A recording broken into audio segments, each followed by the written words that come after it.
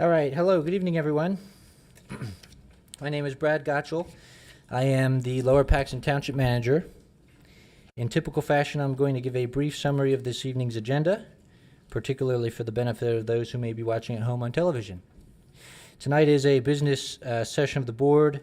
We have a fairly busy agenda. First, to include under new business, the board will take action to award a contract to New Enterprise Stone and Lime Company for the 2025 Township Paving Project. Following that, the board will take action to adopt Resolution 2025-04, which authorizes the submission of a grant in the amount of $500,000 to the Commonwealth Financing Authority for a storm sewer project. Then next, the board will take action to approve change order number 1 for the PC2E trunk line external repairs project. Following then, the board will take action to approve a municipal services agreement with 10-8 Emergency Vehicle Services, that being for a consolidated fire apparatus maintenance and testing vendor contract. Then following, the board will take action to approve an agreement for the consulting services contract with PFM. And then under subdivision and land development, the board has a number of items to first include action on ordinance 2025-04, which amends the township's zoning ordinance, specifically with regard to a rezoning request moving from R1 to Open Space Development Overlay District. Then the board will approve a preliminary and final minor subdivision and land addition plan, plan number 2503. Following then, finally, the action on improvement guarantees, the payment of township and authority bills, and then finally hear any last announcements from the board and staff, and then finally make a motion to adjourn. With all that said, members of the board are seated and prepared to conduct business. Thank you very much.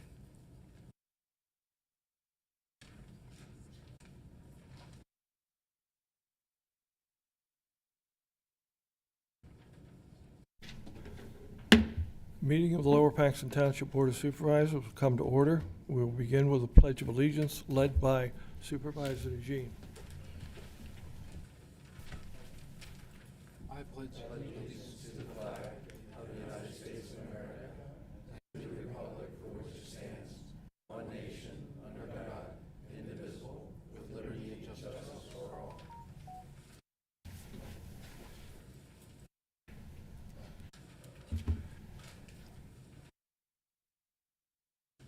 As we normally do, we will open with public comments. Public comments are meant for comments for items not on the agenda this evening.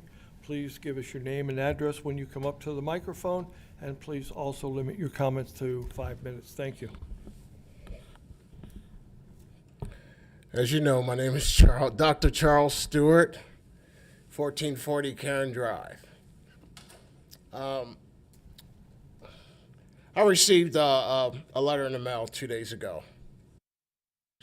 As you know, Mr. Miller, you and I have been trying to resolve this issue of this sewer water at our organization. According to a document I got 2 days ago from your collection people, there's a lien that's been placed on my property. And I've been trying real hard to work this out and keep this problem in the house and not be a jerk about it. It's a suspect. It's from your attorney, but it's not signed, but it shows that the Paton Authority signed it, and it shows that it was supposedly clocked in December, that this thing was placed on our property in December. That may be an issue that we can talk about before I go down and find out, because if it's true, then I'm going to take action as I stated. But I thought that we were trying to work this problem out, and that kind of disturbed me when I received that letter in the mail, kind of insistent that there's already a lien on my property. I'm not paying that lien. I'm not going to. You know how I stand on this. So if you'd like to discuss this further, we can. If not, then I will proceed with what I stated I would proceed with. I do not want to sue my township. I do not. I do not want to go through that process. I just want us to work to get this problem resolved. And if we can't do that, then I have no other choice. I've been professional about this. I've been calm about this. Don't test my resolve, and I don't want that.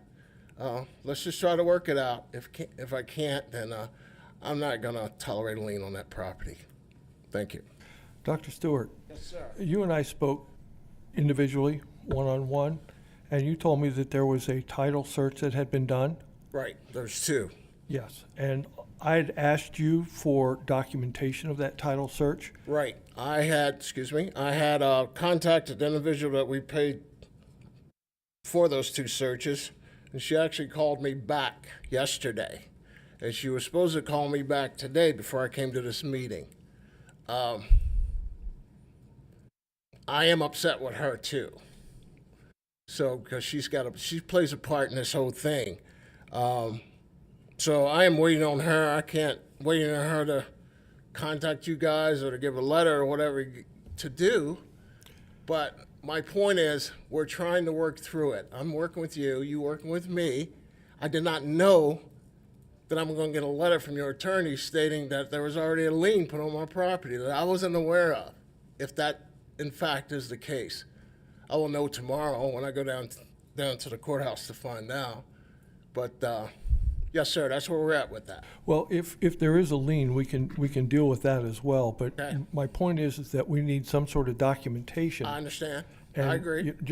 When I believe what you tell me, and I want Thanks. to work this out. I want you and the board and Lower Paxton Township to work this out. I'm sympathetic to your circumstance that you've given us, but we need some piece of documentation that allows us to know that you did what was right, even if we did or did not do what was right. And once we have that documentation, I believe we'll be able to move forward in a way that everyone will be satisfied with. So I apologize for, getting this notice unawares. Okay.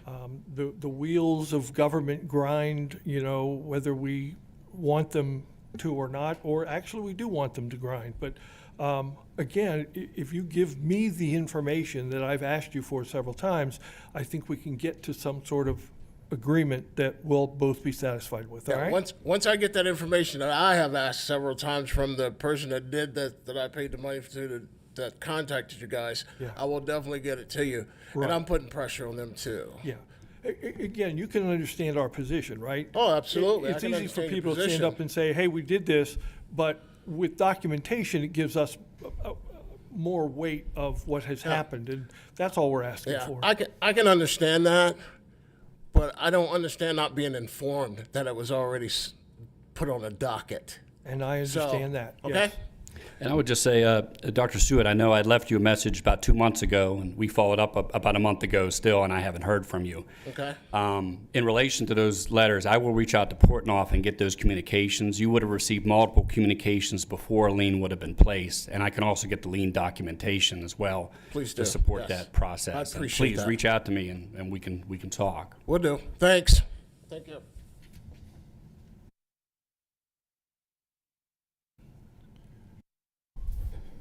Good evening to the supervisors. I'm Alvin Q. Taylor, Reverend Taylor to some, and all of that. I live on 1062 Ackery Drive. I was here before the board a couple years ago to add an addition to my home. 22 by 22 addition, issues with the pipe offset and all of that. Well, we got it done. It's in. But usually in the springtime, I always go out there and check the yard and everything like that to get ready for the mowing, trimming, and whatever. What happened recently with this last big rainstorm, I couldn't find the drainage pipe, and so I called the sewer department, and they came out and couldn't find it. So the next day, I really started digging to find the discharge of this pipe. To make a long story short, we have a serious erosion problem out there. And they said, based on the work I did several years ago, that the pipe is private owned. And I understand that. But the problem is not the pipe, it's the erosion from the water coming down Ackery Drive on a hill. I have a big hill you got to come down, and it all goes into one little inlet.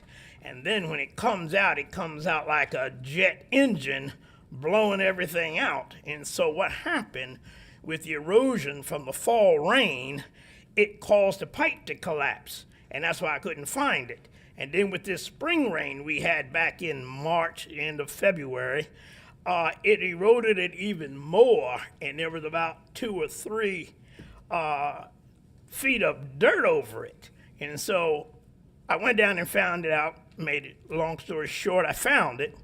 And so I called back to the sewer department, and they came out and they ran a camera down through the pipe from the truck.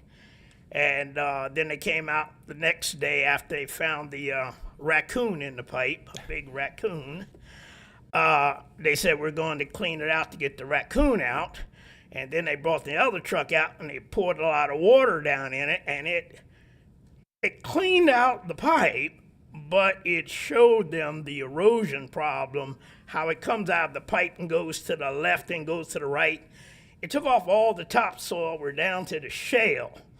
And right now, I'm at the point where they're saying it's my problem, but it's an erosion problem from the water coming down the street. And at the end of the discharge pipe, there isn't a retaining fixture, wall, or whatever to hold the dirt back when the water comes out. And so by me digging it all the way down to the actual pipe and to the ground level underneath the pipe, they do have a little wing coming out of the pipe, but it's only that big. And soil beside it's like that, and it just caves in all the time. And so what I've done, I've got a response to Mr. Weaver.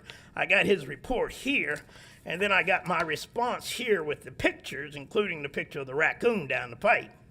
So the conclusion of the whole matter is you need an extension of 20 feet so the water can come out of the pipe and actually fall into the stream that comes off the one Twin Lakes behind my house.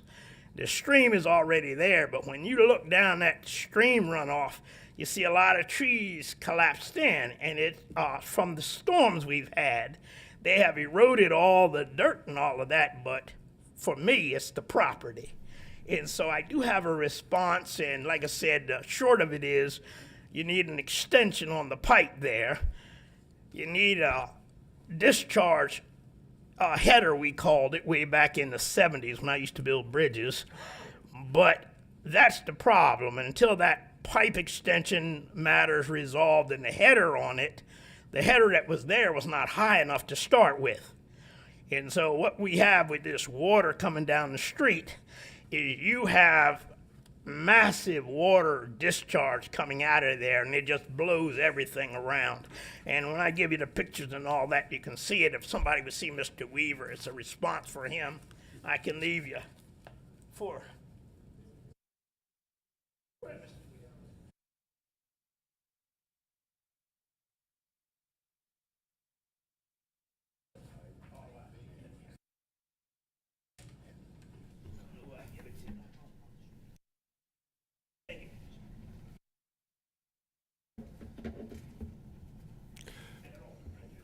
Reverend Taylor, a quick question. The pipe that you say that needs to be extended by 20 feet, Yes. I'm not sure I understood. Is that the pipe that you installed, or that's No. the pipe we installed? No, where I live, the cul-de-sac, they extended it, and they brought 4 houses from Old Union Deposit Road, where the Hampton Inn is currently. They brought those houses there, and they put them on a foundation. And I guess they ran the pipes down there prior to moving the houses. And so during all of this, we had trouble finding the sewer pipe. And now we're starting to experience what all this extra rain is doing coming down Ackery Drive. Previously, when it came down to Ackery Drive, it went down into my garage. So we built a trench all the way around the garage to dump into the pond. Well, now, with all this extra rain we've had last fall, I believe it was in October, and February, March, with this last one, with no leaves there, you can see the damage. The runoff from the stream, it only used to be 4 foot high. But when you go down there now, it's actually 12 feet high. And it's really a lot of erosion. And as you look around where it goes around, it used to be like 2-3 feet wide. It's actually 10 feet wide. And so every time we get a heavy rain, we're going to have that erosion problem down there. And right now, I'm just waiting for trees to fall. That's what I'm starting to see now with the wind, the soft ground. I'm starting to see these trees lean. Yeah. And so I'm only worried about the section where I got to deal with on that hill. Right. Thank you, Reverend Taylor. You're welcome. Appreciate Thank you. Mr. Weaver, I don't want to put you on the spot. I know this is not the main purpose for your being here this evening, but do you have anything to add to this, or? Well, technically, it's more of a Lower Paxton Township Authority issue because the Township Authority owns the storm system. I did tell that to Mr. Taylor. Unfortunately, though, in any case, we don't have a policy right now that would allow us to give him assistance because it's not part of a larger stormwater management program project. So we have hundreds of requests for people for assistance on private property, but that's the authority purview. If they want to help Mr. Taylor or not, that's up to them. I understand. Thank you. Yep. Could I just add one thing to it? My exercise for tonight. The reason I'm so concerned about it is because where that new addition is, if that actually caves down the hill, it's going to come up to where that new addition is, where the asphalt is, and it will cause the asphalt to cave in. As you look at the pictures, you could see where it was coming down the side of my house. And so what I did, I graded it and I put a mesh over it. And I noticed with this last spring rain, even with the mesh and the French drain and all of that, it's really starting to gully out a little bit more. We just had more rain is all I'm seeing. Thank you. Thank you, Reverend Taylor.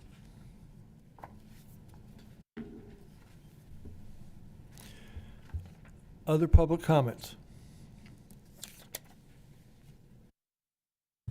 Hi, good evening. My name is Patrick Henderson. I reside at 7060 Creek Crossing Drive, the southern end of the township. I'll be very brief. I reached out yesterday to Amanda Zerby to raise an issue on a road and a pipe where I live. By yesterday evening, it was resolved. That's probably the third or fourth time that I've had occasion in my time to reach out to Ms. Zerby. Each time I've received a professional, prompt response. Each time the issue's been addressed. I want to express my appreciation. You hear a lot from folks who have concerns and issues and they leave them at your doorstep, and understandably so, but I think at the same time it's important to share when things go well. So you're very fortunate, we're very fortunate to have her on your staff, and I wanted to share that. Thank you. Thank you for letting us know. Other public comments? Seeing none, we'll move on to board comments. Board members?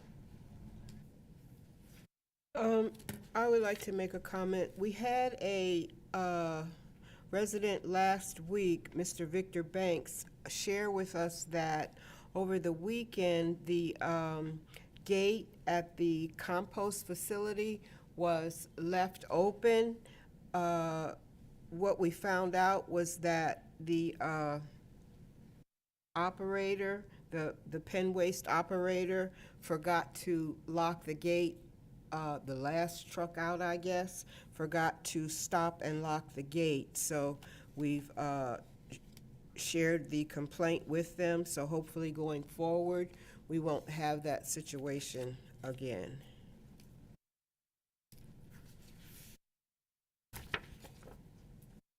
Seeing no other comments from the board, we'll move on to the manager's report. Yes, sir, members of the board. This is a special week for us here, that being Local Government Week. Each year, 1 week is designated by the Pennsylvania Legislature as Local Government Week, honoring the dedication of Pennsylvania's local officials and encouraging citizens to learn how local government functions and affects each of the residents and businesses within the community.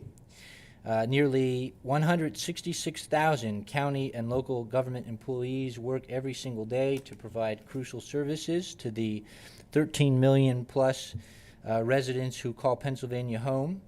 It is these services that each one of us see and feel directly every day, unlike those provided often by the state and federal governments, which tend to be larger scale or more long-term. Here in Lower Paxton, our 54,000 residents are served by approximately 170 full-time and approximately 70 or so part-time and seasonal employees, which are organized within 8 departments, those being finance, administration, parks and recreation, community development, sewer, public safety, public works, and economic development. We have with us this evening a number of our department directors who will present us with a brief overview of their respective responsibilities, with external service departments packaged up pretty nicely on the infographic posters hanging on the back wall of this room, as you can see. Not represented in this evening's presentation is the Department of Administration, which includes the offices of the Human Resources Manager, the Information Technology Manager, and the Facilities and Assets Coordinator. This department really provides for internal services to our organization, including our personnel, facilities, and assets. The general public typically does not necessarily get to see the day-to-day results of those functions as they go to support primarily the functions that are more tangible, that are actually more intangible in nature. But with us this evening, as I mentioned, we have a number of our department heads scattered throughout the room. I'm going to ask that they briefly come up to the podium and share a little bit about what they do, and to talk a little bit about some of their departmental achievements and kind of what they do day to day. So I'm going to go down the room physically as I see them on the posters in the back of the room. So Mr. Weaver is up, number 1. Sorry, sir, to put you on the spot, but sewer department, take it away. Or somebody else is... Are you taking it? All right. You're putting me off already here, so go ahead. Hi, good evening. My name's Amanda Zerby. I am the Director of Community Development, and I am just going to run through a quick overview of the Community Development Department with you this evening. We have 4 divisions in our department. We have planning, zoning, building, and property maintenance code enforcement. We have 4 staff. We have a secretary, a permit technician, a planning and zoning officer who also acts as our code enforcement officer, and I am the director, and I also act as a planning and zoning officer. The planning division is a division that oversees the regulations, rules, and standards for planning, subdividing, and developing land within the township. The township contracts with Herbert Rowland and Grubik as the township engineer. Staff and the engineer review an average of 20 SALDO-related plans a year.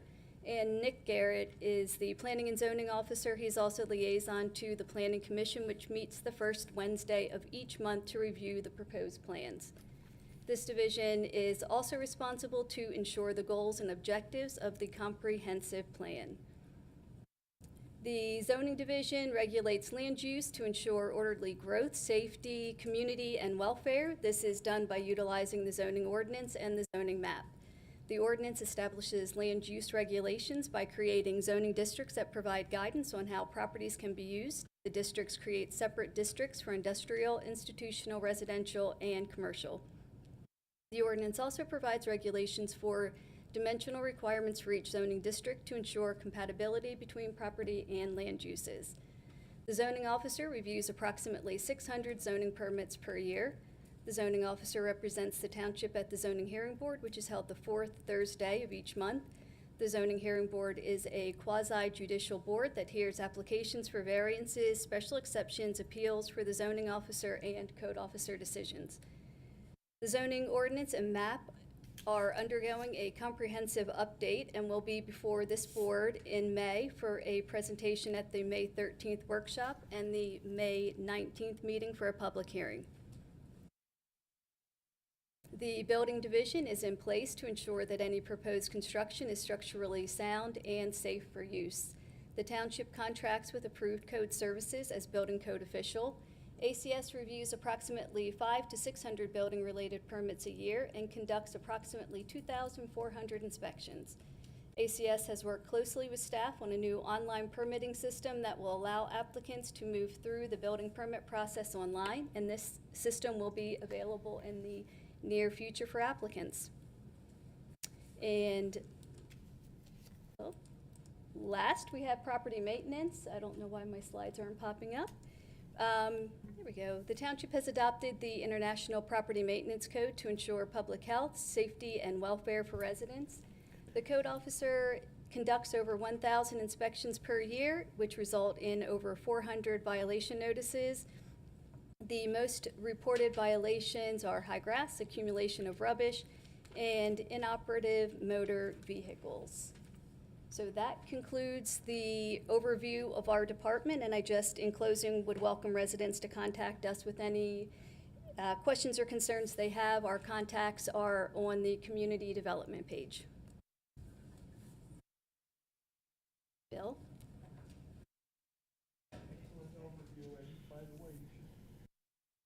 Excellent overview, and by the way, you should feel good that a member of the public came to give you a public kudo. That was great.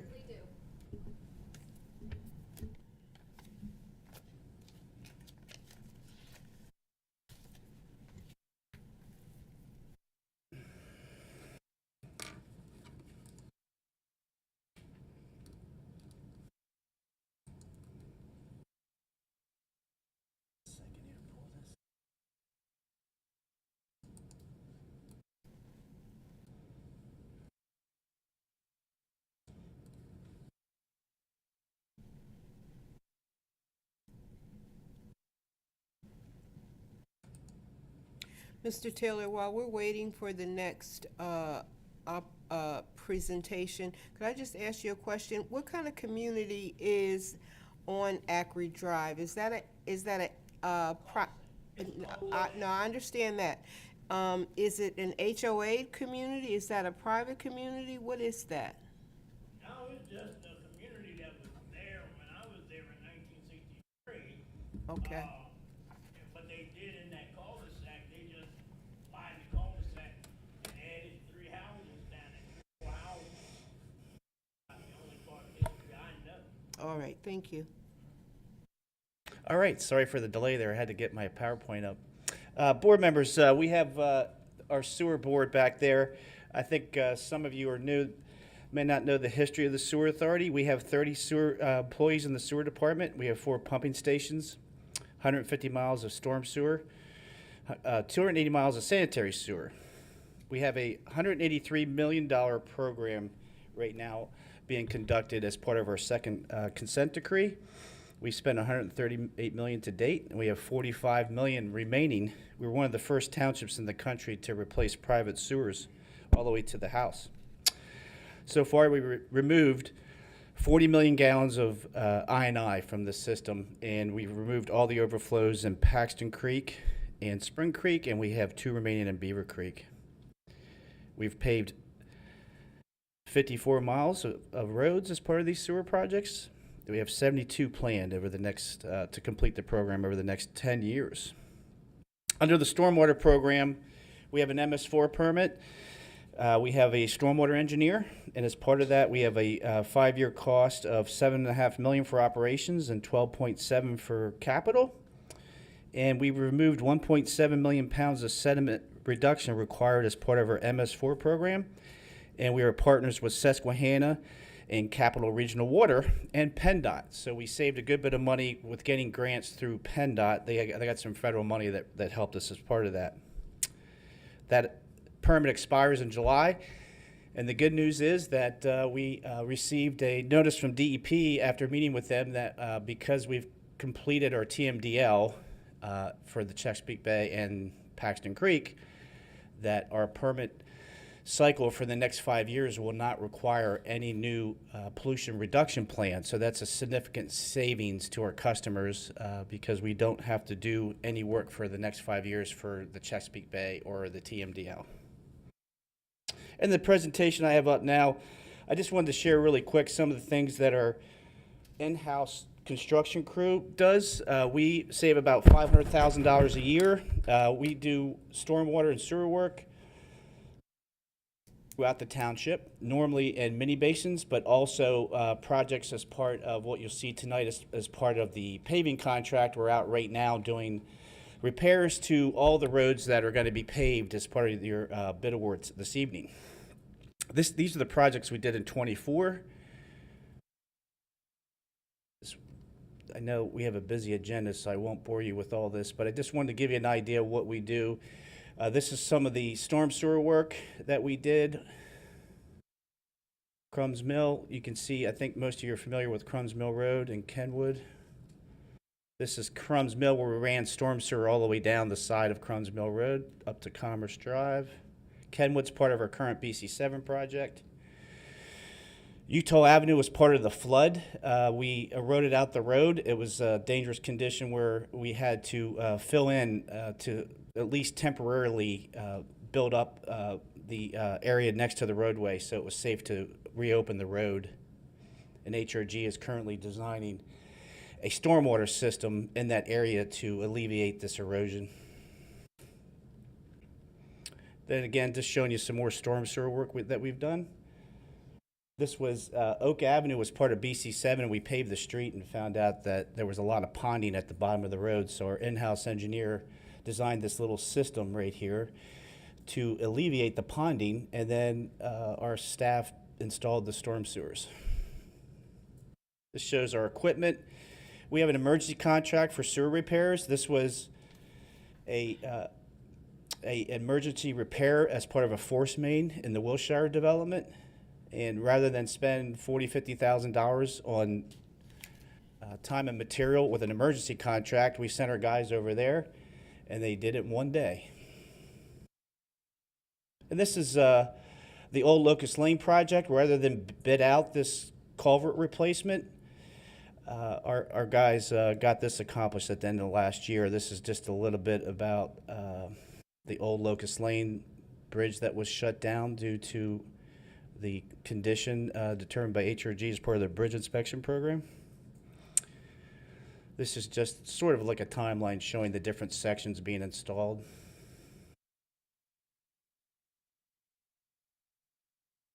And Larry, our stormwater engineer, basically provides us a schedule long-term. So this basically shows that our crew is going to be working for the next 3 years. We have projects to be able to keep them, they're busy every day.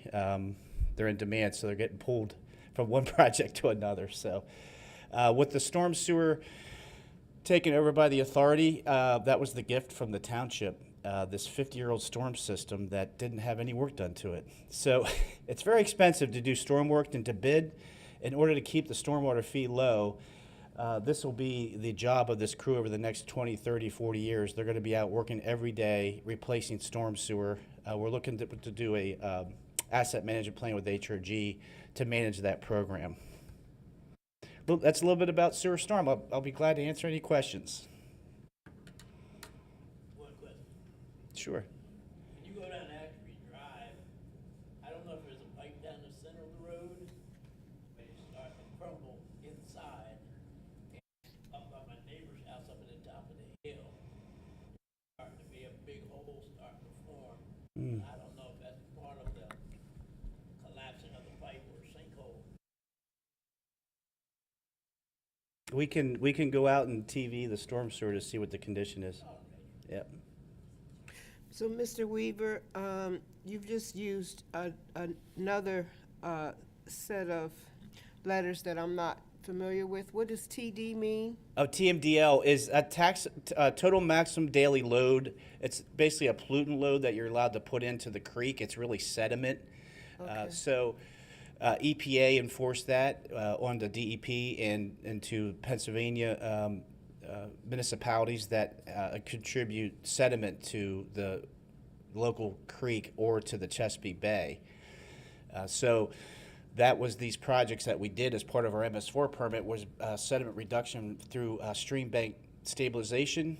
where you spread it out and lessen the erosion, and then you get credit for that. So they're moving to a volume management program that's under review right now. It's in a public comment period where you could still do those kind of projects, but it's more about building big detention basins to control volume that we don't have BMPs for right now, which that's really under review right now by the state. So we'll be providing more information to both boards about that, because the township actually is the holder of the MS4 permit. Okay, and when Right. you started talking initially, you used 3 initials, INI, and that stands for? Right. Infiltration inflow, that's basically just rainwater that infiltrates into the ground and into the sewer pipes. All right, thank you. Thanks. Mr. Taylor, I just wanted to share with you that our solicitor has indicated to me that you have to go to the, could you share with him? As Mr. Weaver said earlier, the municipal authority owns the stormwater system. The township does not. So the municipal authority is who you're going to want to take your concerns to. All right. I just didn't the washout and erosion to be so bad that my area that I just got done doing years collapses down in a big hole.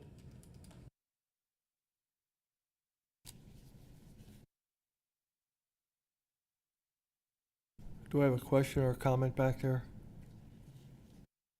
Pardon? Yeah. How can we get any information? I had sent some things in to Tim Knowles' division, some things on McIntosh Road where these are relatively new storm inlets, and I know you have a ring, I call it a ring cutter. You hit them, they're brutal.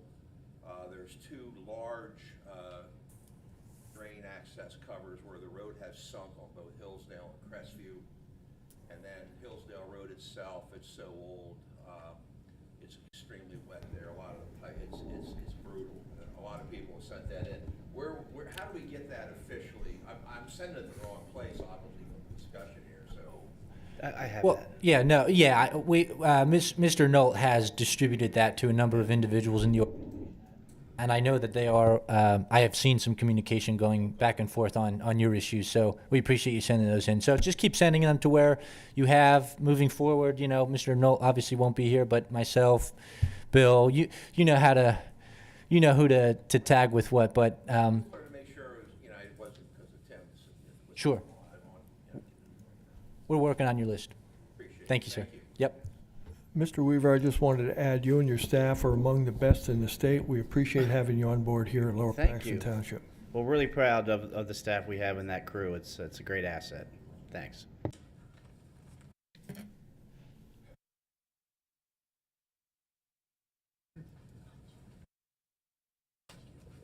Good evening, members of the board, those seated here and those watching from home. So, yes, local government week. So I do not have a PowerPoint to share with you. I'll reference those who can take a look at the poster in the back of the room. I am going to share some additional information that is not contained on the poster that I think is pretty pertinent to what is going on in our township and how we're taking care of business.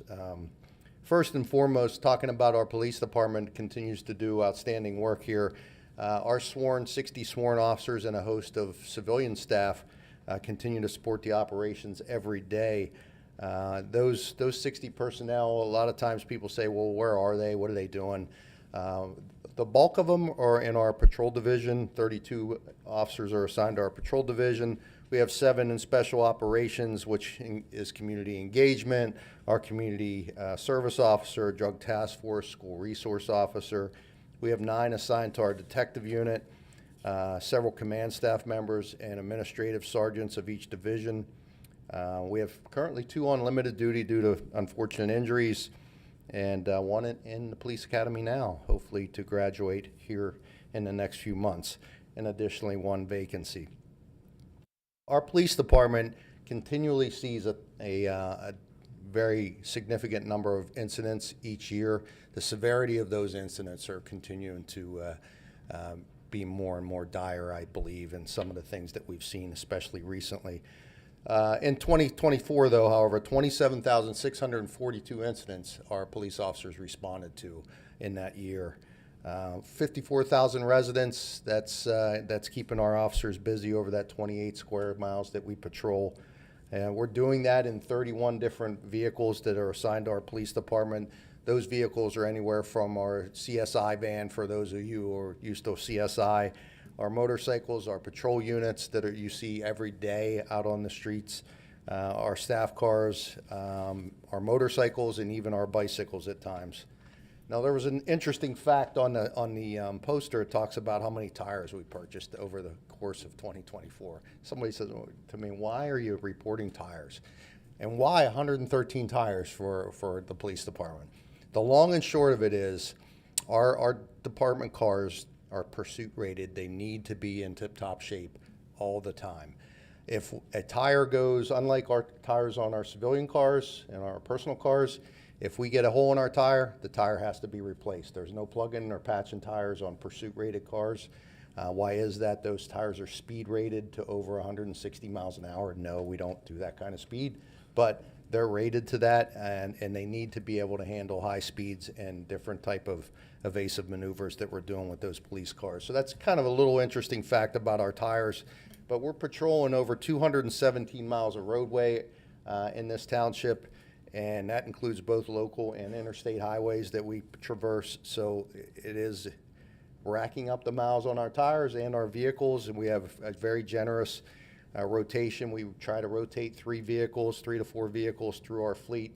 We try to replace our vehicles at 100,000 miles. That's for 2 main reasons: the safety in which the vehicles wear and tear over that kind of patrol mileage, and also they remain under warranty up to that 100,000 mile mark, so it saves some significant money there. Moving on to our Bureau of Fire, I'm going to share some interesting facts here. One thing I'll say about our Bureau of Fire is essentially, for those of you who don't know, is an umbrella organization that oversees all the fire operations within the Lower Paxton Township. You have 3 fire companies that volunteer. They're hosted by a ton of volunteers. And those volunteers, though, have been dwindling, and I'm going to explain some of the reasons why. In 2024, 1,849 emergency responses by those 3 fire companies alone. Now, that's a lot of calls. That's a 12.1% increase from the prior year. And just think about it. 1,849 times volunteers who have full-time jobs, families, sporting events to attend with their children, are responding to those types of emergencies. All day, all night, on the weekends, they're taking care of business for free, but they're getting tired.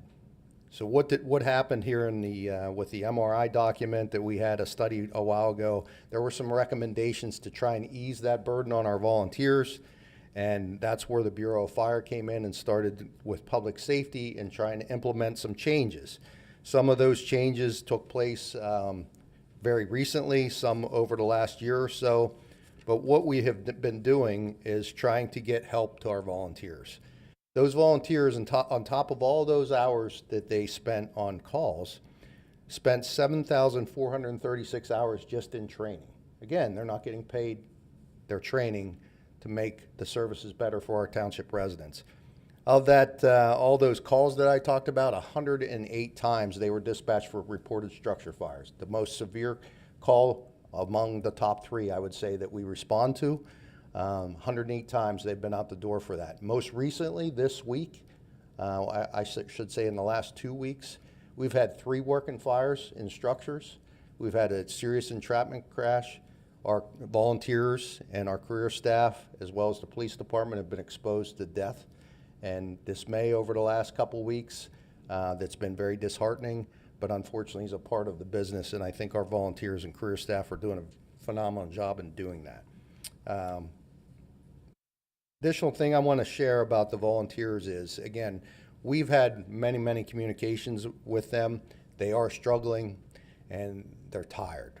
Now, that doesn't mean that they're going to give up. They're in at 100%, but there's been a need to assist them even further. So how did we do that and ensure public safety?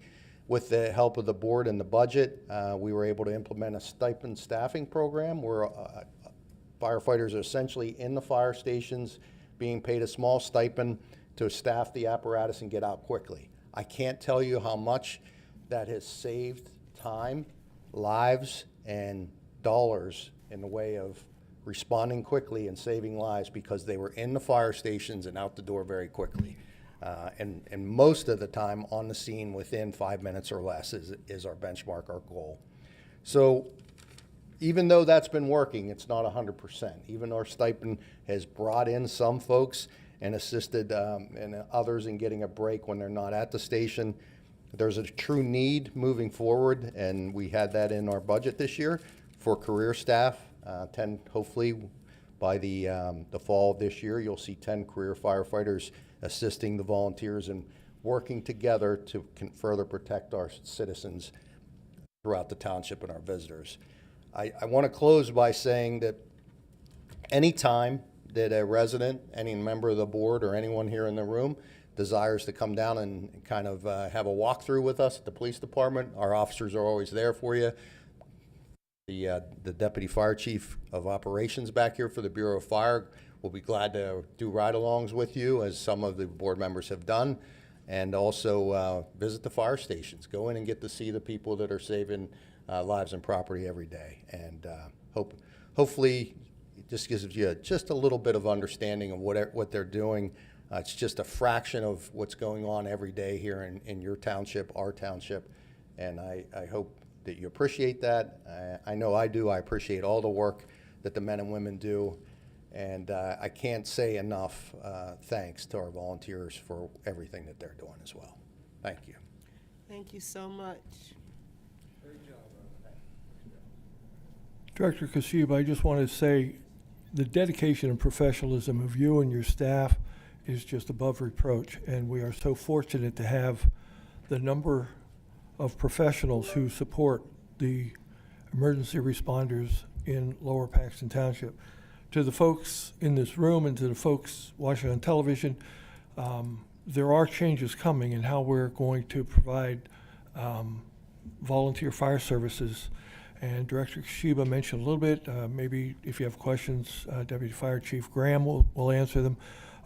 But our workshop meeting next month, that'll be May 18th meeting, we'll have the fire companies here, and we will have a roundtable discussion of what needs to be done, what can be done, and how we can support these great volunteer firefighter organizations with the, ultimately, so that the safety of Lower Paxton Township residents is met. Thank you, Director Kashiba. Good evening. I believe I'm the final presentation, so hang in there a little bit. My name is Rachel Scott, Parks and Recreation Director. Last week I had the opportunity to present all the capital projects that we have been working on, but this week I want to focus on the recreational programming that my department does. We are a department made up of myself as the director, 2 program managers, and 2 clerical staff with strong support from the public engagement specialist. Our team organizes the details of these community staple programs. Brightville Basketball, which has 75 basketball teams and 773 participants from ages 8 to 15. An adult volleyball program that is indoors and outdoors, as you see the numbers there, 46 teams, 529 participants. Our summer camp operates at 4 parks, and we work with children ages 6 to 12. Over 254 participate in that program. And then we also host the park events. We hire approximately 75 seasonal employees each year to implement these activities. Another key component of our department is the coordination of the park facilities. We schedule all the pavilions, fields, courts, open fields for approximately 25 plus groups. We also process all maintenance requests for the 16 parks, over 237 acres. Additionally, as you see the trash cans, we highlight that. That was an initiative started about 15 years ago where the public paints the trash cans and it becomes trash cans to treasures. And so we recycle them throughout the year and place them in our parks. And that is a strong program that has been recognized on many levels. And last but not least, the area of growth is our community engagement through volunteering. We coordinate park cleanups, trail maintenance, event support, community gardens, Eagle Scout projects, and other service projects to help beautify our parks. This year, we are implementing a new tracking system that will help us to have the stats that show how vital our volunteers are to enhancing our parks. And what our volunteers will be able to do is have access to a link where they fill out a short form, and it will just basically give name, number, and their date of volunteering, and then we will be able to collect that data and filter it based on how many have volunteered for park cleanup or events. But it's a great system that we have implemented. So we encourage you to get involved in the parks.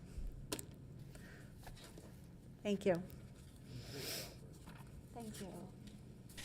And thank you, Director Scott. And last but not least, he's not here this evening, of course, but I'm sure he's watching at home, so he doesn't feel lonely. I will mention him, of course. Director Tim Nolt of the Public Works Department is not with us this evening. He has now since officially retired from, resigned, unfortunately, moved on from the township to pursue some private interests. So he has moved on from full-time work with the township, but he is working right now in a part-time capacity for us until we get his replacement. So plug for any of those who may be engineers by trade or somebody interested in the realm of public works. We are seeking a public works director. Feel free to reach out, send in your application. However, the Public Works Department does represent about 35 full-time employees, has a budget of about $5 million. It includes some departmental deputies, such as the Transportation Division Manager, the Public Facilities Division Manager, a road technician, and of course our GIS technician, who all work every day very closely with one another to ensure that some high-level projects are being performed to a high degree. Some of those projects include, just really quickly, the Transportation Asset Management Plan, which includes some annual budget appropriations to address a long-term transportation-related infrastructure assessment and maintenance routine. There is the Fleet Asset Management, which is a GIS initiative, which has really allowed us to log every single one of our pieces of the fleet into a GIS platform, which allows our various entities throughout the organization to include our mechanics, our budget office, all to track that fleet and those assets to ensure that they are being well taken care of, to ensure that we are rotating the fleet as needed year over year, and really allows for a centralized kind of system to track and monitor those pieces of equipment. The next project that's ongoing for the director and for the department include the compost facility improvements, including a number of studies that we have going on, and when we talk about for the last number of meetings. The Route 39 adaptive system, we got some press on this about a year ago or so. This is a joint project with Susquehanna Township. Both townships received north of $1 million worth of grant funding from the state to introduce a new AI-based traffic signal coordination project throughout those two townships. Much like a system that exists currently on Route 22, but has been updated throughout the years to include that AI component to really ensure that it is including things such as the weather or actual traffic patterns as they come through, rather than just simplified sort of signalized timing patterns.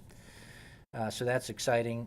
And last but not least, to include a number of other projects, but the department is also overseeing the fleet fueling station replacement project out at our Public Works campus. We are in the process of replacing the now very aged and much needed fleet fueling station system that we have. So pretty active department. Again, if you're interested in managing that department and all it has going on, please reach out. We'd be happy to discuss that further. Thank you, Board.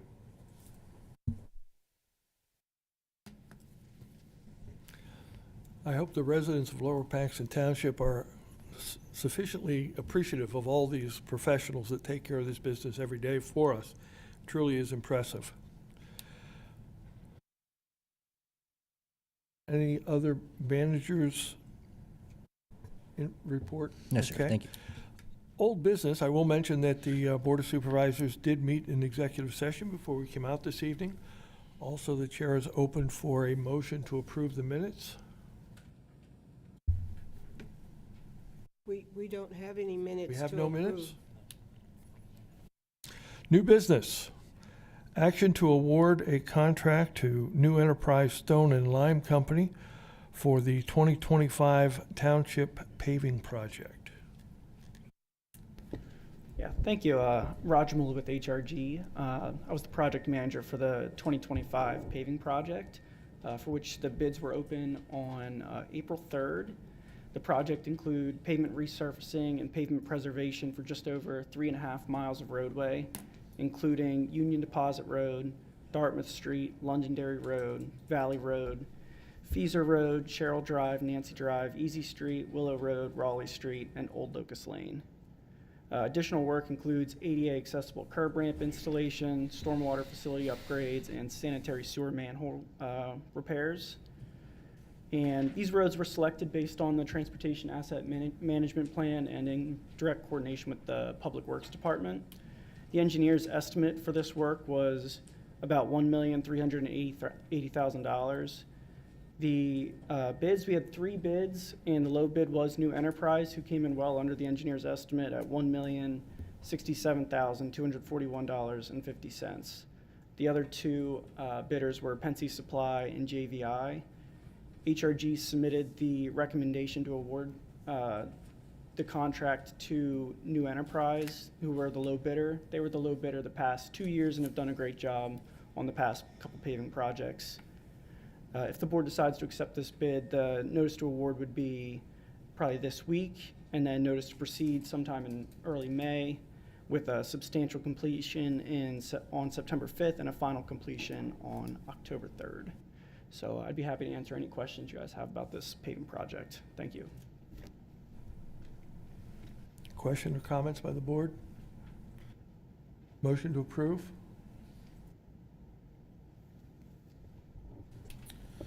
I motion to approve the award of the 2025 Township paving project to New Enterprise Stone and Lime. Second. We have a properly made and seconded motion. All in favor signify by saying aye. Aye. All opposed? No? The ayes have it. Action to adopt Resolution 2025-04, authorizing the submission of a $500,000 PA Small Water and Sewer Program grant.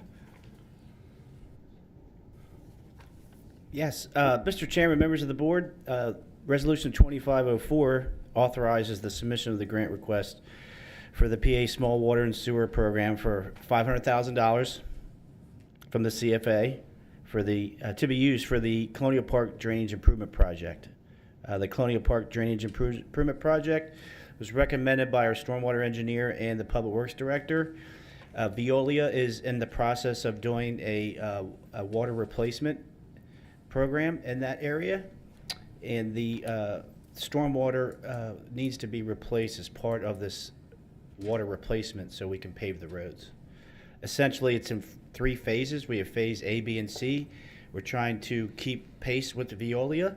This $500,000 grant would be used for phase A, and the HRG design is 60% complete. Based on their preliminary estimate, this grant would cover the $500,000 needed for this project.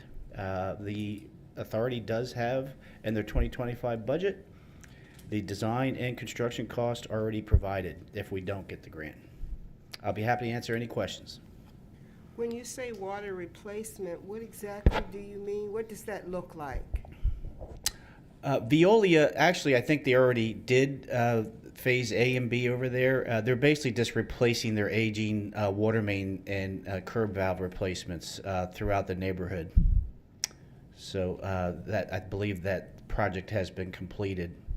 So the stormwater replacement would be done before the roads are paved.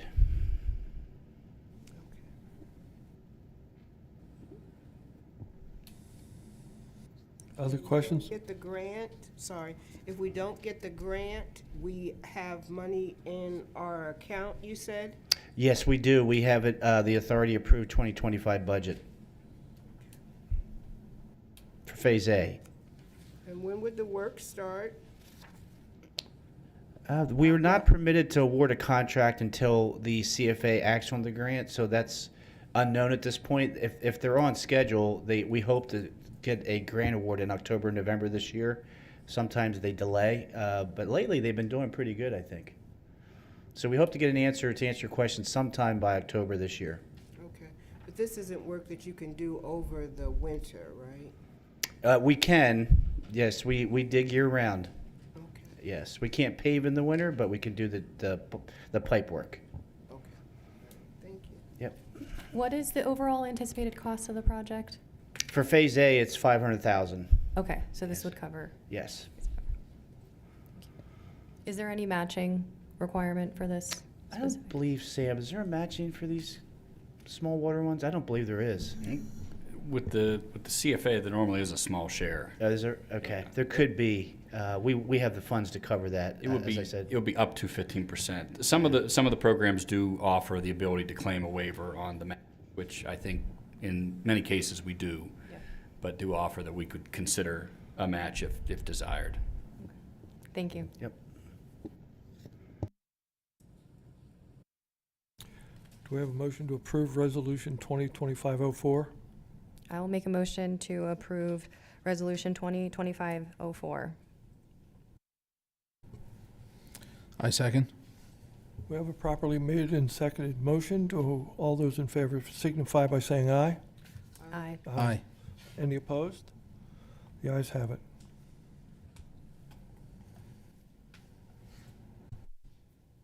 Okay, back to Mr. Weaver. Action to approve the change order number 1 for the PC 2E trunk line extension repair project. Yes, thank you, Mr. Chairman, members of the board. This is a change order number 1 for this trunk line and external repair project with PACT. PACT has completed the interceptor portion of the project. This interceptor is north of Linglestown Road and travels up to Blue Mountain Parkway.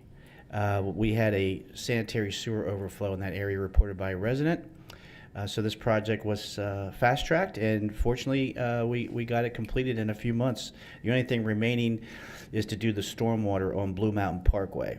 Also, as part of this contract were multiple external repairs, which are basically just digging up the sewer in areas that have failed throughout the township. We have accumulated these over the last couple years. Our engineer, sewer system engineer, GHD, ranks these from 1 to 5, and these were pretty high. They were at 5, so we had to bid this project out. As part of the external repairs, the contractor did a one-call and determined that the gas line was closer to the sewer main than we anticipated, so he did not recommend that we excavate. He did provide a lining price. The lining price is $36,718.75. That's required to be approved via change order by the board to increase the contract value to $3,070,820 to $3,107,538.75. I do note that we do hope to come in at the contract value. The cost to dig the sewer would have been more; it would have been $50,000, but the lining's $36,000. So the engineer has to add the contract price in, but at the end of the contract, we'll do a final adjusting change order, and we still expect to come in at the $3,070,000. Also, the time extension is needed because we got the state permits, but the Army Corps permits take longer. We bid the project in October. The contractor wanted to get started on his paperwork, so he signed the agreement. Unfortunately, it was really an administrative issue where the agreement had the deadline of April 15th. We didn't have the permit until the end of December. So the contractor obviously is not behind schedule in terms of the work. It was more of an administrative issue. So the permit was issued in December, and they started work in January, and they got the interceptor done, and we hope they get the external repairs done by the end of July 21, 2025, which is a substantial completion, and it will be ready for final payment August 11th, 2025. GHD couldn't be here tonight, but GHD recommends the board approve change order number 1 along with staff. I'll be happy to answer any questions. Do we need to approve the change order and an extension, or? The approval of the change order effectively extends the contract and the increase in the contract value. Thank you. Yep. And the reason for delay was mostly permitting issues and weather related? Yeah, right now they're trying to restore the whole right of way, and it's very wet. So that was a delay of a couple weeks as well. Okay. But again, it was more of just an administrative thing where they had the contract already. They couldn't start the work to get the permit, but it already had the date in there. Okay. So. Thank you. Yep. Do we have a motion to approve change order number 1? I motion to approve change order number 1. Second? We have a motion properly made and seconded to approve change order number 1. All those in favor signify by saying aye. Aye. Aye. Opposed, no. The ayes have it. Thank you. Next item, action to approve a municipal services agreement with the 10-8 Emergency Vehicle Services for the consolidation of fire apparatus maintenance and testing vendor. Thank you, members of the board and those at home viewing and in the room. Before we get into the service agreement, I just want to give a real quick snippet of information relative to how we got here. In January of this year, we hired a assistant chief of logistics in the Bureau of Fire as a part-time employee. He worked in conjunction with the deputy chief of fire, hand in hand, to bring together a program that eventually made its way through public safety, and that was to streamline our servicing of our 9 pieces of apparatus across the township, both in preventative maintenance as well as emergency maintenance. That work is what you have in front of you. As a result of that work is an agreement that an RFP was sent out, and this individual company, 10-8 Emergency Services, responded to and worked diligently with the chief of logistics and the deputy chief of fire to hone in this particular agreement. Going down through the agreement, one thing I'll bring to note on the second page is there's a clause in there: once this agreement is signed, there will be priority given to our emergency apparatus in that shop or in station, and it will be completed. Such work will be completed within 2 days once this agreement is executed, kind of moving us to the front of the line, if you would, to ensure that our apparatus is efficiently taken care of in an expedited manner. The insurance coverage is, as you see fit, and on the second page as well. And then just moving real quickly to Exhibit A. Again, I'll just reiterate in Exhibit A, the diligent work by the 2 individuals I mentioned earlier, and I'll mention here again because their work was quite extensive in this regard, is Deputy Chief Graham and Assistant Chief Esposito, to the point where they were fine-lined this so much they were able to work with 10-8, and the services charges that you see there under Exhibit A are those charges that they would charge in shop. So what do I mean by that is, doesn't matter whether this apparatus is being done in their shop or in our stations alongside the roadway. There's no extra fees, which is ultimately kind of passed on to those when there's an emergency maintenance required. So that was great work done by those individuals. And I'll close by saying, with this agreement, this streamlines the maintenance to our apparatus. No additional funding is going to be necessary, quite frankly, by doing this in this regard. It's going to save the three volunteer fire companies our emergency apparatus, our 9 pieces of apparatus. It's going to save significant dollars each year by catching problems early before they become catastrophic in nature. So with that, I would recommend that you pass the 10-8 emergency services agreement. Questions for Director Kashiba? We just had one additional comment. In working with Deputy Chief Graham, we discussed how this was going to essentially impact the fire fund results. So just a heads up for the monthly reports moving forward to the board, as well as citizens who review our reports online. We have an unbudgeted repairs and maintenance line item expense, and then we'll have essentially an unbudgeted allocation amount from the relating fire companies that would offset that to zero. But just to note that that's going to be just a visual difference in the budget outline from what we originally had adopted for 2025. Thank you, boss. Any other questions? Do we have a motion to approve the 10-8 emergency vehicle services agreement? So moved. Second. We have a properly made and seconded motion. All in favor signify by saying aye. Aye. Aye. All those opposed say no. Thank you, you. Director Kashiba. And Graham and Esposito, too. That's great. Nice working them to get a good price.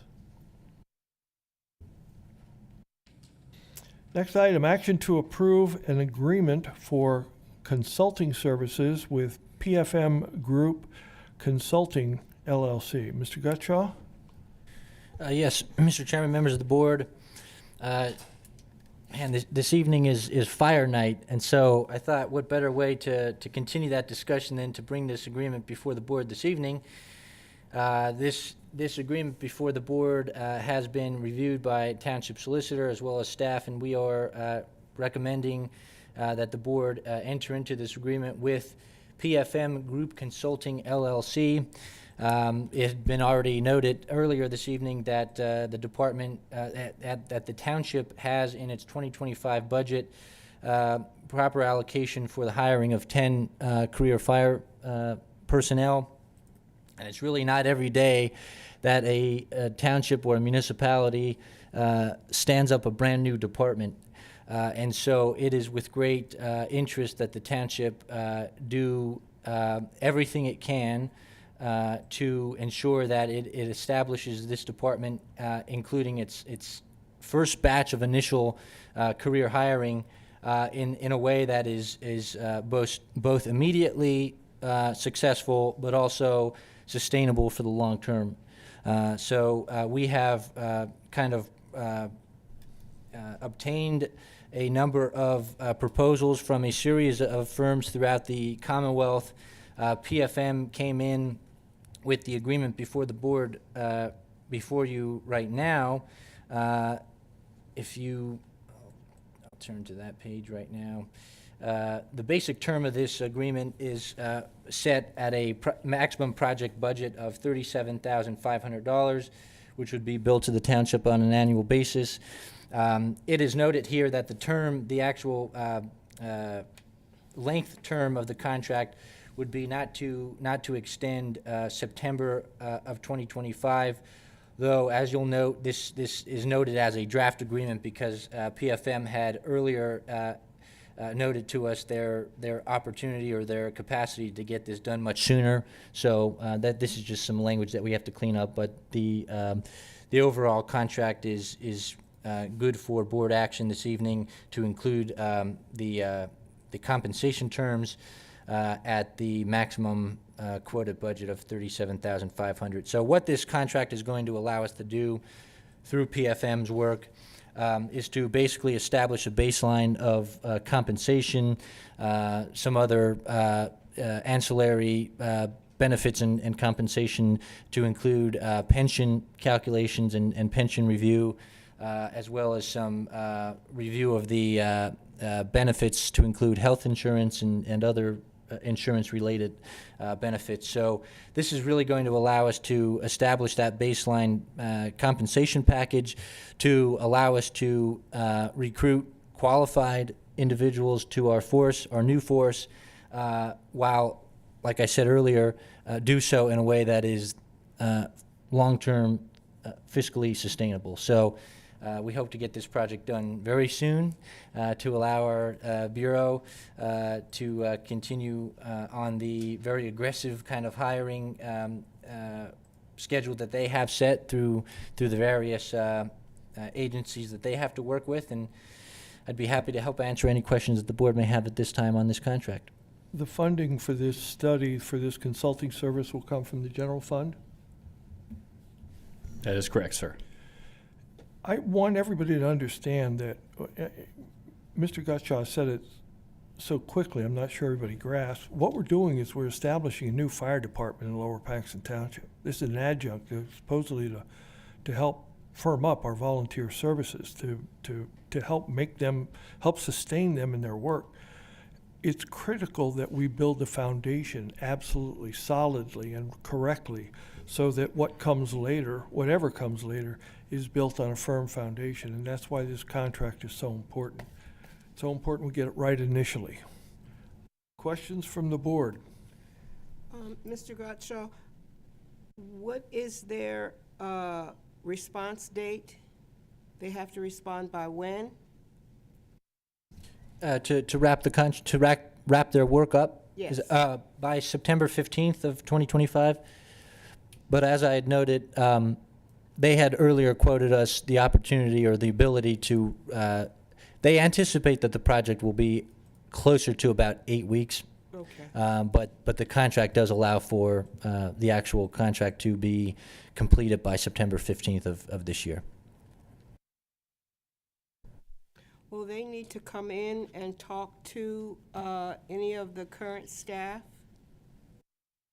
That certainly will be part of their project. The deputy chief and Director Koshiba had already done pretty significant work with regard to collecting comparable data, and so we do have already collected for them a lot of the data that they would have already or otherwise sought throughout this project. So, there certainly will be some in-person interviews that take place, but I suspect that a lot of this work will take place kind of remotely and just through Teams or whatever other virtual platform they choose. But there will be some in-person involvement. Okay. And they'll need access to the fire study that was already completed? Yes, we will be providing that to them and all other relevant documentation for that. Okay. All right. Thank you. Any other questions, comments? Do we have a motion to approve an agreement? McCormick. I'm sorry? Yeah. I'm sorry. Question, please. Robin Lindsay, 6244 Overview Lane. I just had a question about this study. Is that also going to include if they would unionize down the road, this study? So, of course, I mean, this study itself cannot contemplate unionization, though, I mean, it is no great secret that among public sector fire departments, unionization is rather routine. However, as stated earlier, the goal really of this study is to ensure that we set that solid foundation such that we are prepared for either eventuality, either unionization or continued non-unionization, which the department will be set up as in its initial creation. Okay, and as I said before, when I was sitting here on the board, I thought this should have been done prior to the budget being passed. So just on the record, I feel that this should have been brought to the board back in 2024 instead of bringing it to the board now before the budget was passed with the amount of the tax increase for the career firefighters. So I just wanted to have that for the record. Thank you.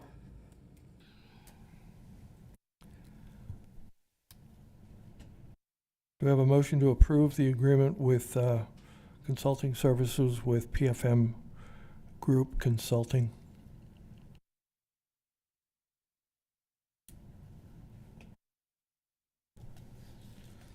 I motion to approve engaging PFM for the consulting services.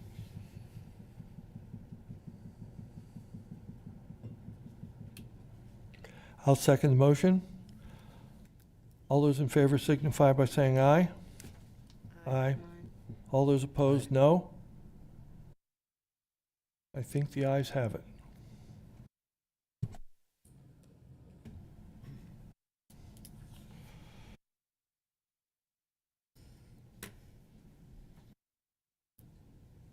You need to take action to adopt ordinance 2504, amending Chapter 203 of the zoning ordinance.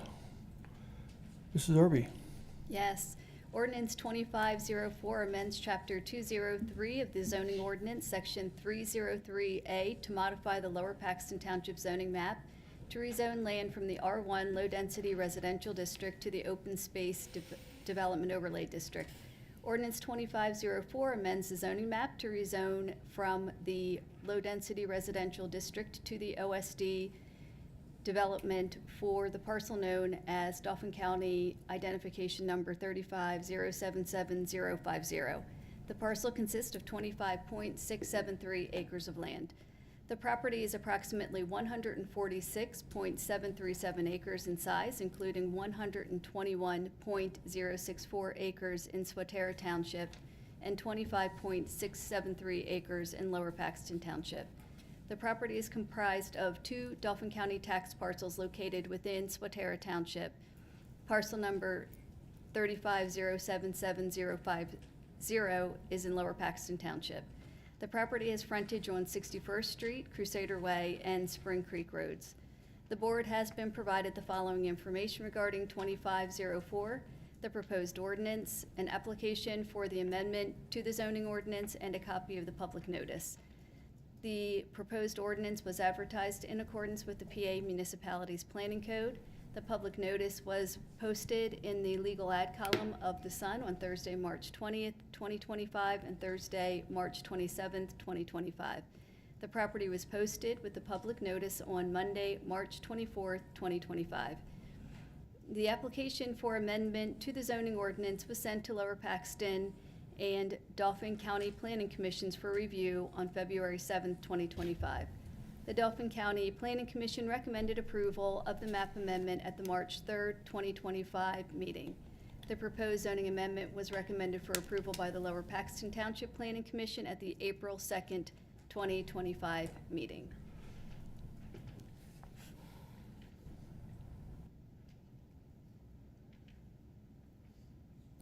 Questions or comments?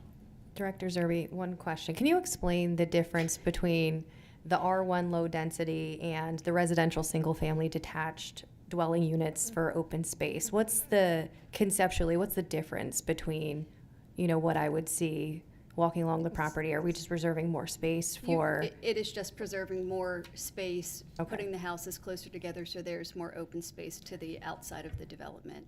Okay. And Mr. McNaughton is here. He can address any additional questions that the board may have before the solicitor opens up the public hearing.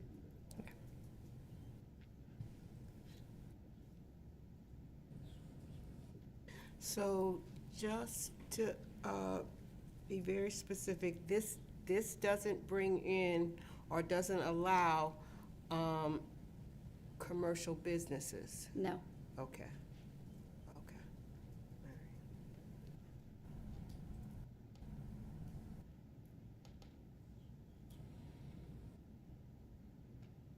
And somehow Swatara Township is part of this zoning change? So they did Mr. McNaughton may be better off to address that question. The parcel extends into 2 different townships. Hey, good evening. I'm Joel McNaughton, attorney for MCN Land Holdings LLC, which is the owner of the subject tract.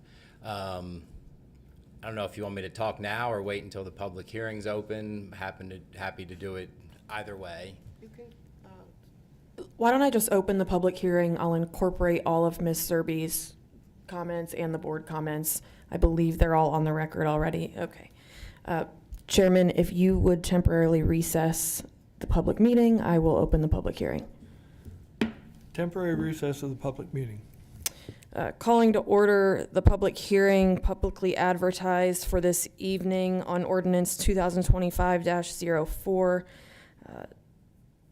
on ordinance 25-04 to amend chapter 203 of the zoning ordinance, section 303A, modifying the zoning map to rezone land from R1 to open space development overlay district. I will have each of the documents referenced by Ms. Zerby and her comments incorporated into the record, as well as those comments and questions from the board. And I will turn it over to Mr. McNaughton to explain his project. Thank you very much. Need me to do anything else? Okay. Again, my name's Joel McNaughton, here tonight on behalf of MCN Land Holdings, LLC. We are the owner of the subject tract. MCN Land Holdings, LLC is an affiliate of the McNaughton Company, which is a 50-plus-year-old, closely family-held real estate company. We're based over in Susquehanna Township. Two-thirds or so of my family, including myself, own properties and reside in Lower Paxton Township. And we've been doing business in Lower Paxton Township. I was thinking about this in the car on the way over since the early 90s, which now is 30 years ago. So we've been here for a long time. Here tonight seeking your approval of a change in the zoning designation of a property from R1 to OSD, which is the open space development. The property in question is located over off of 61st Street and Crusader Way. Crusader Way is the access road to the Bishop McDevitt High School. So it's essentially the remaining vacant land between Bishop McDevitt High School and the houses that ultimately connect down to Dairy Street in Swatara Township. It's about 146 acres, 121 of that, the bulk of it is in Swatara Township. The 25 acres, the northernmost part closest to Bishop McDevitt High School, is in Lower Paxton Township. Property served with public water and public sewer, and our intention is to develop the entire property, the entire 146 acres, into an open space development that we are calling the Grove at Spring Creek.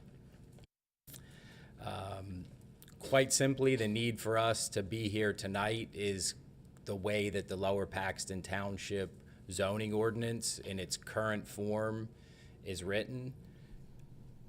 Your comprehensive plan and planning, everybody says that we should do open space development. So it consolidates the residences in the developable portions of the site and then preserves as open space wetlands, steep slopes, environmental features, those sorts of things. In Swatara Township, that is a by right use. So if you have 10 acres and you check a couple boxes, by right, you can do an open space development. We'd like to also do that in the Lower Paxton portion of the site, make the whole thing consistent. In Lower Paxton, open space development, again, while encouraged, is a use that requires a change in the zoning designation from R1 to OSD. So that's why we're here. It's really a, as zoning requests go, it's a relatively benign request. We did submit our request back in January of this year. It did go to the Dauphin County Planning Commission, who recommended approval. We also went to the Lower Paxton Township Planning Commission, and back in, I guess, the beginning of this month, April 2nd, they unanimously recommended approval of the application. You have the application. I don't know that I'll go through it. Maybe I'll hit a couple of the big points. Like I said, OSD, the purposes of those are well established. If we had a planner here, I guess we do have a planner here, they would tell you open space development is the way we want to see properties developed. We can preserve all of the places that shouldn't be developed and consolidate the houses in the places they should. It's really that simple. It cuts down on long-term maintenance. You know, you can put the same number of houses on less roadway, less storm sewer and sanitary sewer that Mr. Weaver will have to repair and replace someday. So all good things. The county comprehensive plan, your comprehensive plan, all recommend this be the way that we develop. I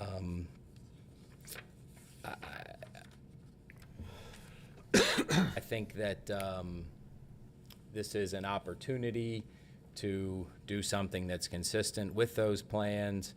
Your planning commission, again, the county planning commission all saw that this to be a good utilization of the property. We're excited to bring this community, this residential community, to both Lower Paxton and Swatara Townships. And this open space development overlay is the first step in that process. I don't have anything additional to add, but certainly would answer any questions that you have. I have several questions. So you said something about by right. You already own the property? We do own the property, yes. Okay, so you don't have to go before Swatara Township Zoning Board? We don't have to go in, we do not need a rezoning from Swatara Township. The property is zoned RS in Swatara Township, and in the RS district in Swatara Township, as long as you have 10 acres or more, you can do an open space development. Okay, let's see. Then I'm looking over here, and maybe, Ms. Zerby, this is directed to you. Ordinance, third paragraph, ordinance 25-04 also contains a repealer clause.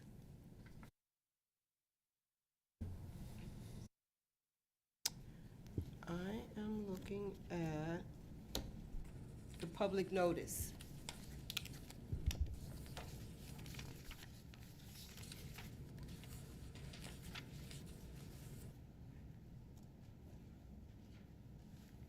Yes, I'm sorry, what's So I the was question? asking about, what exactly do you mean when you say repealer clause? That's just standard language for any rezoning request. That's language that's put in there through the solicitor.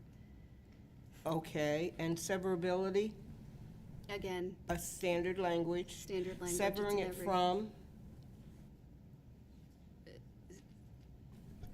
It's referring to the severability clause within the ordinance, which essentially means that if some part of the ordinance is rendered inapplicable or unlawful, that the remainder of the ordinance remains in full force and effect so long as a court of some competent jurisdiction doesn't overturn it.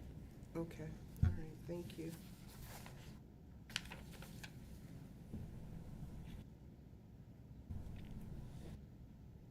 All right, thank you. One general question. Do you think residents prefer the open space as opposed to what we characterize as the R1 low-density residential? I would say without a doubt. Some of our, certainly in the last, 15, 20 years, there's been a movement to the open space development. Most of the things that we've done in that time frame have been open space development.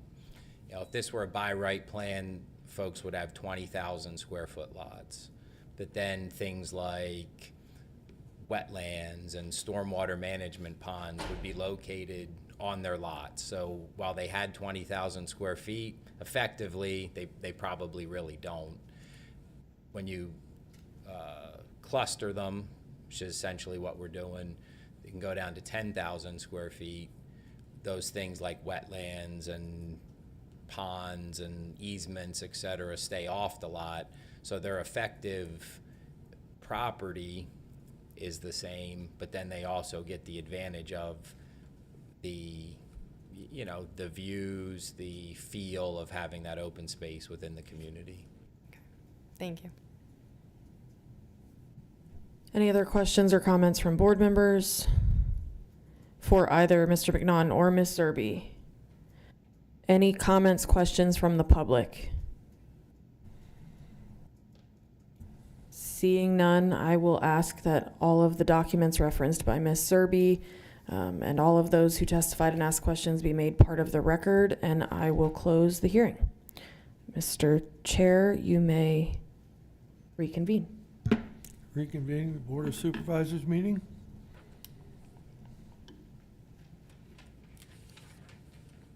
Is it appropriate to take a vote on this issue?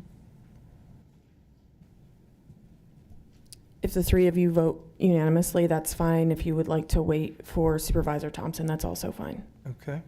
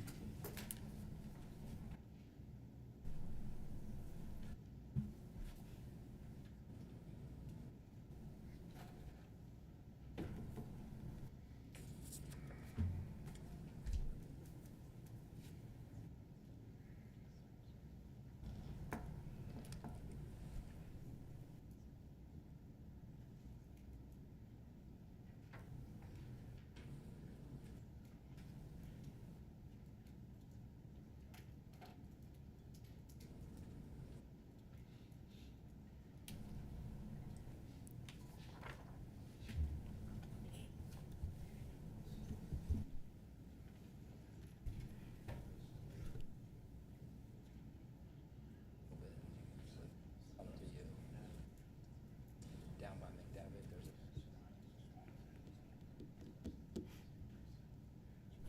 there's It appears to be the pleasure of the board to move forward with this vote. Do we have a motion?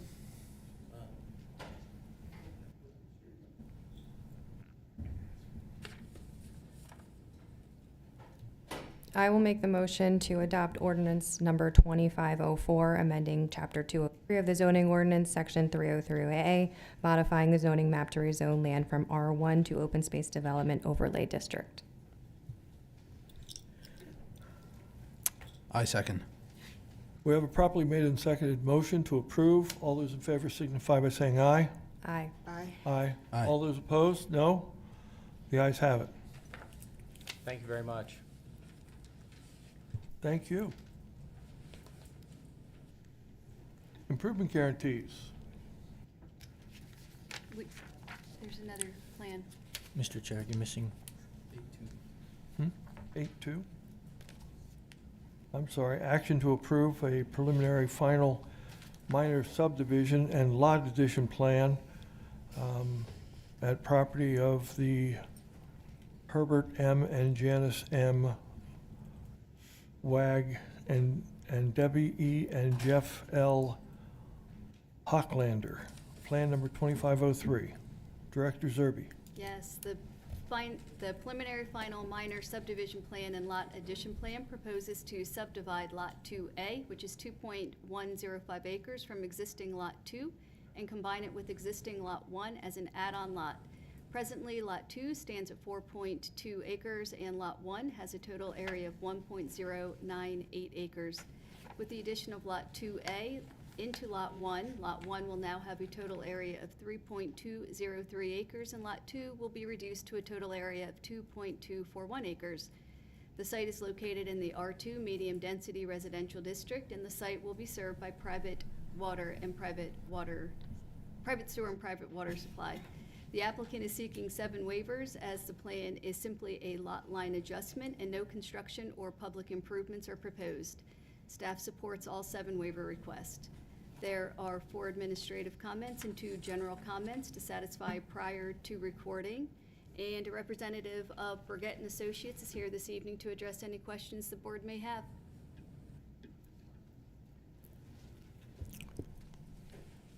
Questions or comments?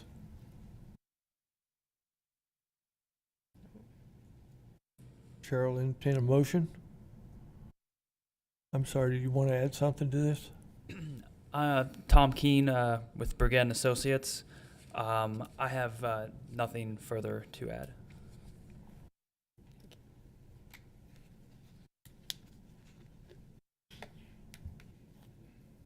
Go ahead. Okay, I motion to approve a preliminary final minor subdivision and lot addition plan at property of Herbert and Janice M. Ragg and Debbie and Jeffrey Hawklander, plan number 2503. Second. We have a properly made and seconded motion. All those in favor signify by saying aye. Aye. All those opposed? The ayes have it. Now I guess we'll move on to improvement guarantees.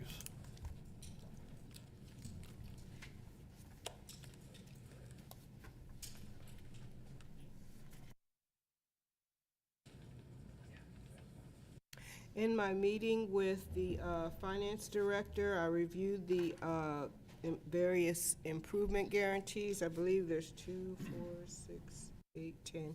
The 10 improvement guarantees for April 15th. So I make a motion for the board to approve the improvement guarantees unless there's any specific question on a particular one. Do we have a second? Second. We have a properly made and seconded motion. All those in favor signify by saying aye. Aye. Aye. All opposed say no. The ayes have it. Payment of bills, Lower Paxton Township and Lower Paxton Township Authority. In the same meeting with the finance director, I reviewed the 3 registers, the check on demand, township and sewer, the sewer board of supervisors register, and the other sewer board of supervisor register. Having reviewed those and gotten all my questions satisfactorily answered, I make a motion to pay the bills. I second. We have a properly made and seconded motion to pay the bills of both the township and the authority. All those in favor signify by saying aye. Aye. Aye. Aye. All those opposed say no. The ayes have it. It's now time for announcements, and I'm going to call on Mr. Bill Minsker as an announcement to make. Good evening, members of the board. My name is Bill Minsker. I live at 5956 Linglestown Road Rear on the square in Linglestown. I'm representing tonight the Linglestown Area Civic Association, otherwise known as LACA, to announce to our members here of the public tonight and on TV that tomorrow LACA will hold its twice annual Candidates Night, this time in preparation for the May primary, at which tomorrow night at the Linglestown Firehouse, starting at 7 o'clock, we will have the 5 candidates who are running for positions on the board in the primary. And I would like to invite the public to attend. This is a public, no-cost type activity. The candidates each will have 10 minutes to speak, to introduce themselves, to talk about their programs. This is not a debate. This is not a question and answer type session during the time of their presentations. At the end of their presentations, each candidate, the 5, will have a table at the back of the room to meet individually with the public. This event will occur in the St. Thomas Room of the former Linglestown High School, brick building of the Linglestown Fire Company, known today as Linglestown Historic Venue. So the public's invited and hopefully will attend. Thank you. Thank you. Any other announcements? Seeing none, do we have a motion to adjourn? So moved. Second? All in, second? Second. All in favor say aye. Aye. Aye. No? The ayes have it. Meeting adjourned.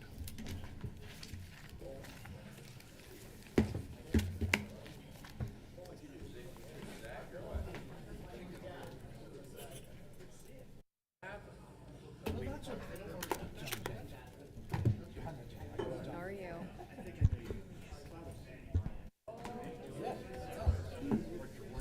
Yeah, I hang out with him in the fall. Good friends with Paul. Sorry to hear that. Yeah, we've smoked some cigars together at Paul's farm and down on the city. We have some ideas. I haven't made it to a restaurant. Yeah, you should. Yeah. You just opened up in Hershey, too. You ever visit Hershey Park Gym? So he had a food truck, but now he's bringing How are you, good sir? Yes.